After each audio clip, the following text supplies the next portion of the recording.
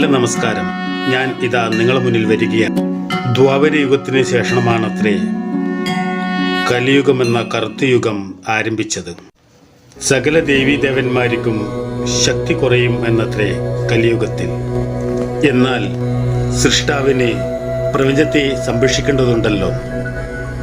അതിൽ പ്രകാരം ഓരോ യുഗങ്ങളിലും മണ്ണിലെ സമസ്ത ജീവചരാചരങ്ങളെ രക്ഷാർത്ഥം ഓരോ അവതാര പിറവികൾ ഉണ്ടാകുകയും ചെയ്യും. അതാത് യുഗത്തിലെ ഈശ്വരൻ